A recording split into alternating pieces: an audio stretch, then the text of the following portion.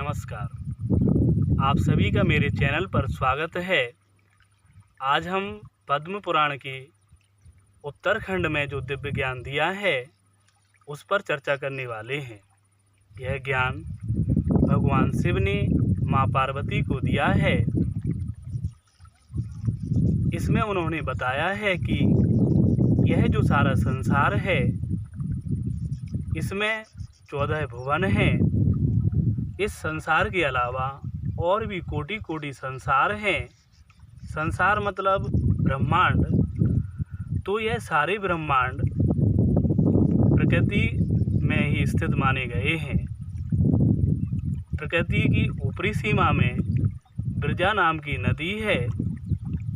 उस नदी के दूसरे पार में त्रिपाद विभूति विद्यमान है। त्रिपाद विभूति शाश्वत, सनातन और अमृत मानी गई है। विरजा नदी के नीचे की ओर प्रकृति की कोई सीमा नहीं है। उसमें करोड़ों करोड़ों ब्रह्मांड स्थित माने गए हैं। उसकी ऊपरी सीमा में जैसा कि मैंने बताया त्रिपाद विभूति है। इसी विभूति में भगवान के दिव्य लोक स्थित माने जाते हैं। इसमें असंख्य लोक हैं। वह सारे लोकों में भगवान की भक्तगण निवास करते हैं। वहाँ की प्रजा सुखी रहती है। वहाँ पर दिव्य कल्प वृक्ष हैं। बड़े बड़े मणिमय रत्नों के महल बने हुए हैं। विमान हैं, दिव्य प्रसाद हैं। विरजा नदी और परम व्योम के बीच में जो स्थान है वह कैवल्य माना जाता है। यह स्थान अव्यक्त ब्रह्म के जो उपासक हैं उनके उपभोग में आता है। जहाँ तक परम धाम की बात है या परम व्योम की बात है, इसे गोलोक धाम कहा गया है। यह सबसे ऊपर स्थित माना जाता है। यह निराधार है। बिना किसी आधार के भगवान ने ही स्वरूप को धारण किया है। यह लोक चिन्मय है। यहाँ पर बड़े बड़े सींगों वाली गाय पाई जाती हैं। यहाँ पर कल्प वृक्ष पाए जाते हैं। यहाँ पर सत्संग पर्वत है, कालिंदी नदी है, वृंदावन है, भांडीर वन है। इस तरीके से इस धाम में ऐसे बहुत से दिव्य स्थान हैं। यहाँ पहुंचकर इस संसार में आना नहीं होता। यह मोक्ष माना जाता है। इसके अन्य नाम भी हैं, जैसे कि अमरपुर, शाश्वत धाम, सनातन, परम धाम, परम व्योम आदि। भगवान श्री हरि बैकुंठ धाम में विराजमान होते हैं। बैकुंठ धाम में कई जनपद हैं। अनेक जनपद बैकुंठ धाम में हैं। बैकुंठ धाम के बीचों बीच में एक अयोध्या नाम की नगरी है, जिसमें प्रवेश के लिए 4 दरवाजे हैं। पूर्व के दरवाजे पर चंड प्रचंड स्थित हैं। दक्षिण के दरवाजे पर भद्र सुभद्र, पश्चिम में जय विजय और उत्तर में धाता विधाता द्वारपाल नियुक्त किए गए हैं। इसके अलावा जो अयोध्या नगरी है उसमें पुंडरीक, वामन, कुमुद, कुमुदाक्ष आदि भगवान के जो सेवक हैं वो रक्षा के लिए नियुक्त किए गए हैं। बैकुंठ धाम में वहाँ पर जो घर बने हुए हैं वो मणिमय और दिव्य रत्नों से निर्मित हैं, पंक्तिबद्ध हैं। बड़े बड़े विमान, उपवन हैं, प्रसाद हैं। बैकुंठ धाम के बीचों बीच में भगवान का अंतःपुर है, जिसमें मणिमय महल बने हुए हैं। उसमें भी दिव्य विमान हैं। अंतःपुर दिव्य नर नारियों से सुशोभित होता है।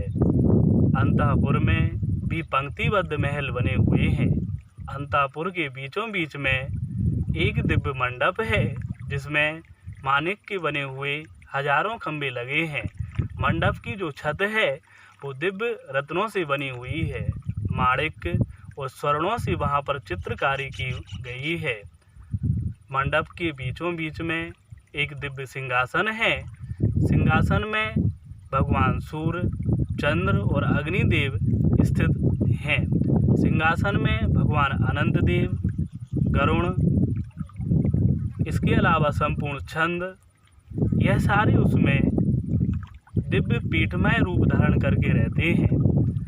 उसी पर एक अष्टदल कमल है जिसके बीचों बीच में सावित्री नाम की कर्णिका है।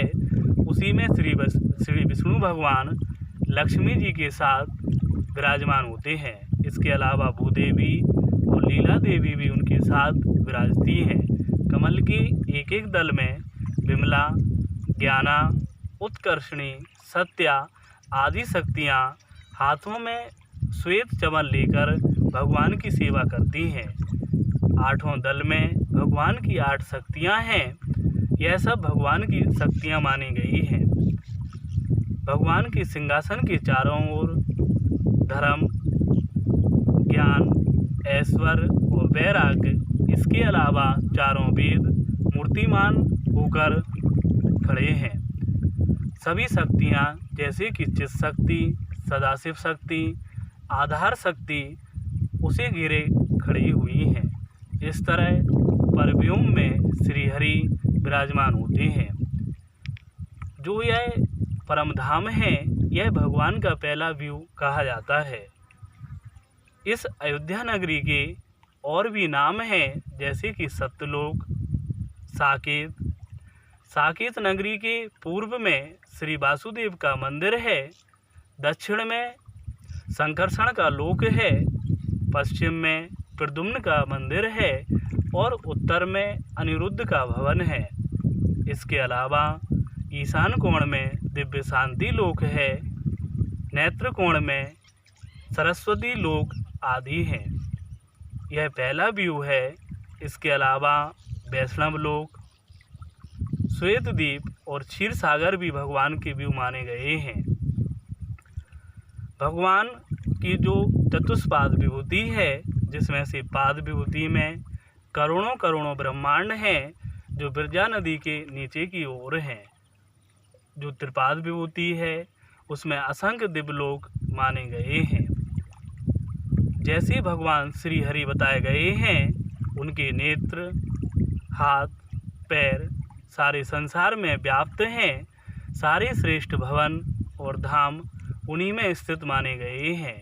वे परमेश्वर ऋषि मुनियों का मन अपने में स्थिर करके दिव्यलोक साकेत में विराजमान होते हैं। जैसे श्री हरि हैं, वैसे ही उनकी शक्ति महालक्ष्मी है। वे अपने दोनों हाथों में कमल के पुष्प और शेष 2 हाथों में विजोरा और जाम्बुनद फल धारण करती हैं। इस तरीके से भगवान श्री हरि और माँ लक्ष्मी की पद्म पुराण में वंदना गाई गई है। यह सत्य ज्ञान श्री शिव और माँ पार्वती के संवाद के रूप में प्रकट हुआ है। धन्यवाद।